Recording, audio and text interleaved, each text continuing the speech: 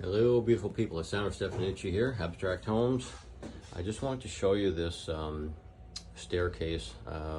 These older homes, 100 years ago, they didn't do a great job on building their staircases into the basement. So what we had to do here, a lot of people, the reason I'm showing this is because I think this is probably true for a lot of people, but they don't realize they actually could do something because there is space in the house here. So these are obviously the new stairs. So this was the old opening, which is going to be the new opening still, coming down. But before, they were like a ship ladder.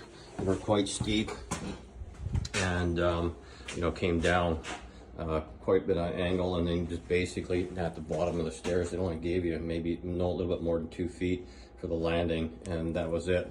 And anyways, I don't know what they were thinking. They were built them, but so what we've done here obviously is we're putting a beam across here to support the floor and the wall. And now we've opened this up. We've taken the old stairs out, obviously, put new stringers in. And like I always suggested before, to use the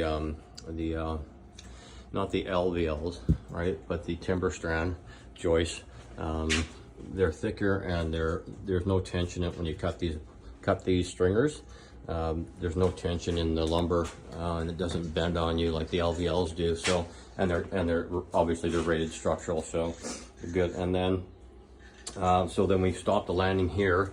We had to make this bigger, and as you can see up here, this was an old closet that was over top of this staircase coming down. Even at this point here, the headroom was quite tight coming down the old set of stairs. So we put a new landing in and turn the stairs around this way here. And as you can see now, we kind of reconfigured the bottom section here a bit, restructured it, and now we're cutting the floor. This is the floor. I cut the floor out already on Friday, and this is what it looks like. We got it tarped off in here, so now we've got this area here. So we'll build a headroom, and we're gonna actually put a closet from the inside of this room.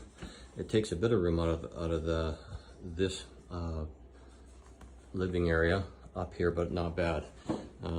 It's a big benefit to have a set of stairs that actually work well and are wide enough and that are meeting today's code standards of minimum 10-inch run.